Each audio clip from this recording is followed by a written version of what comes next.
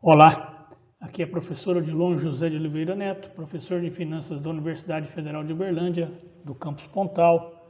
O tema da aula de matemática financeira de hoje, de juros compostos, é equivalências e proporcionalidades de capital.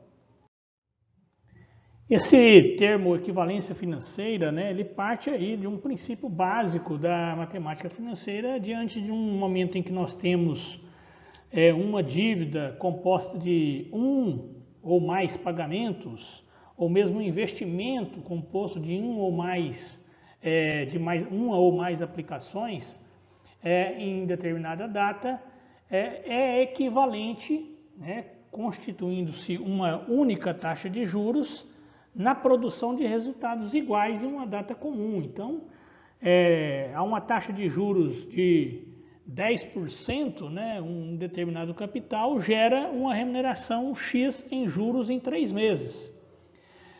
Aquele mesmo capital remunerado numa data futura, caso eu traga ele para a data presente, ou seja, para valor presente, ele tem a mesma equivalência, ou sugere-se que ele tem o mesmo valor, sendo que o da data atual ele foi atualizado e o da data futura foi capitalizado.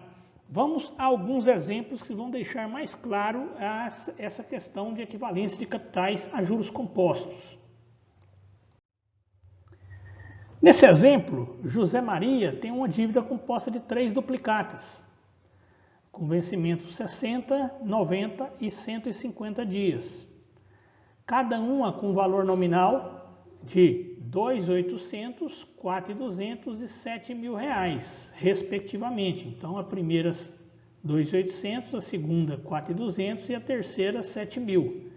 Aqui encontram-se representadas também pelo diagrama de fluxo de caixa. 60 dias 2 meses, 90 dias 3 meses e 150 dias 5 meses. A taxa de juros da operação é de 4,5% ao mês. Então, ao considerar essas duplicatas e seus respectivos vencimentos e taxas de juros contratadas, pergunta-se qual seria o valor do pagamento à vista por essa dívida. Desculpe. Nesse caso, eu trago o valor para valor presente a primeira parcela, a segunda e a terceira, então 2.800, 4.200 e 7.000 reais. Há uma taxa de 4,5% ao mês, então aqui ela está na forma decimal. O primeiro pagamento é com 2 meses, o segundo é com 3 meses e o terceiro com 5 meses. Ao fazer essa operação, eu chego ao valor de 11.861,64. Arredondando aqui, aproximadamente R$11.861,65. Na HP12C, coloco o primeiro valor futuro, CHSFV, de valor futuro, a taxa, que é 4,5i, 2N, ou seja, 2 meses, e clico em PV. Assim eu atualizo esse valor. Continuo com 4.200 CHSFV, que é a segunda duplicata, 4,5i, 3Ns, porque essa operação é de 3 meses, clico em PV e descubro o valor atual e somo com o anterior. Na sequência, a terceira duplicata de R$7.000, CHSFV, que é o valor futuro, R$7.000, 4,5i é minha taxa, 5N por se tratar de 5 meses essa duplicata, e clico em PV, vou descobrir o valor atual dessa duplicata e somo com as demais. Ao somar com as demais, eu chego no mesmo resultado matemático do exercício. Dando continuidade a outro exemplo. Essa mesma dívida de José Maria, de 60 dias, que são 2 meses, de 90 dias, que são 3 meses, e de 150 dias, que são 5 meses, com a taxa de juros não modificada, ou seja, com a mesma taxa de juros de 4,5% ao mês, pergunta-se, Ao considerar essas duplicatas, que são as mesmas do exemplo anterior, seus respectivos vencimentos, 2 meses, 3 meses e 5 meses, e a taxa de juros contratada, que é de 4,5% ao mês, pergunta-se qual seria o valor desse pagamento, dessa dívida, né, em uma parcela única daqui 7 meses. Então eu vou ter que capitalizar esses valores. Se eu estou no mês 2 e eu vou trazer a dívida para ser paga no mês 7, 7 menos 2, eu vou capitalizar 5 meses.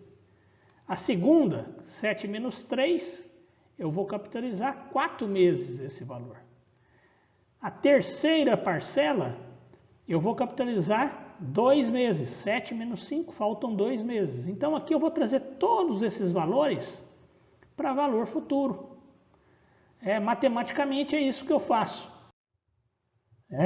Primeiro pagamento, 5 meses. Segundo pagamento, 4 meses, né? 7 menos 3. E o terceiro pagamento, que é no 5º mês, vou capitalizar mais 2 meses. Então, matematicamente é isso que eu faço. 2.800 vezes 1 mais a taxa elevada a 5 meses, que é o que falta do mês 2 para o mês 7. 4.200, que é a segunda parcela, vezes 1 mais a taxa elevada a 4. Por que 4? Porque eu estou no mês 3 e quero levar para o mês 7. Então faltam 4 meses. A terceira parcela, R$7.000, vezes 1 mais a taxa elevada a 2. 2 por quê? 2 porque essa dívida é do mês 5. Se eu quero levar para o mês 7, faltam 2 meses. Então está aqui. Efetivada essa operação, eu chego a 16.142,06.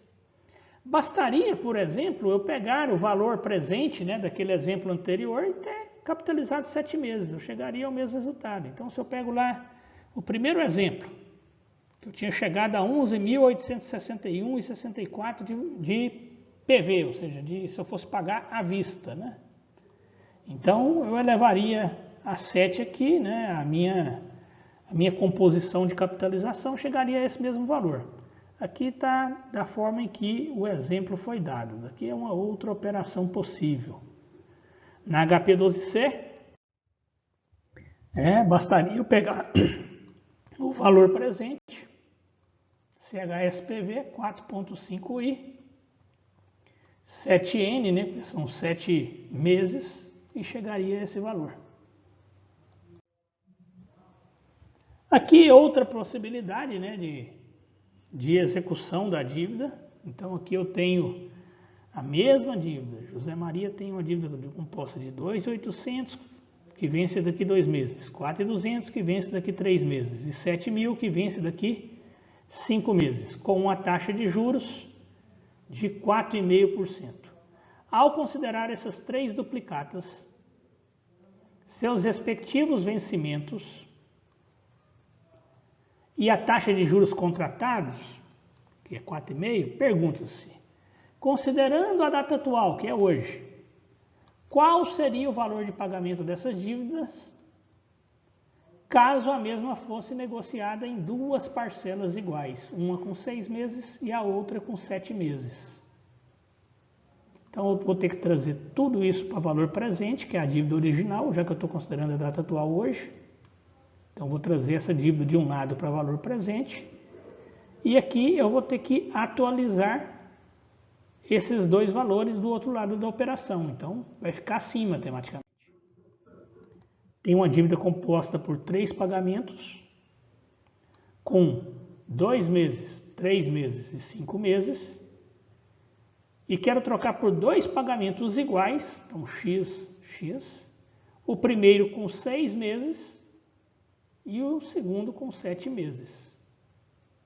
Então eu faço a operação, aqui vocês podem ver que deu o mesmo valor presente dos exemplos anteriores, né? E aqui uma operação matemática, onde eu tiro o mínimo comum, MMC, divido isso por isso e multiplico por x. Pego esse valor, que é a multiplicação disso por isso, né? Dos valores. Aqui eu vou pegar isso, divido por esse valor e multiplico por x. Deu 1,30. Vocês podem ver que é ao contrário, né? Aqui deu 1,36, aqui deu 1,30. Isso acontece porque eu tirei o mínimo múltiplo comum de dois números. Então, continua a operação. Multiplico o cruzado. 21.021. 2,66. Passo dividindo, isolo o x, né? Passo dividindo esse valor aqui. E chego a 7.893,43. Então, vou trocar por dois pagamentos de 7.893,43. Mais exemplos como esse e mais dúvidas poderão surgir, né, durante as atividades, os exercícios que nós vamos fazer a partir de agora. Mas eu espero que, a partir desses exemplos, vocês consigam finalizar aí as atividades propostas ao final desse módulo de matemática financeira, que trata especificamente de juros compostos. Aqui as referências bibliográficas utilizadas na aula. O e-mail para contato com o professor. Agradeço a oportunidade e a atenção e até a próxima.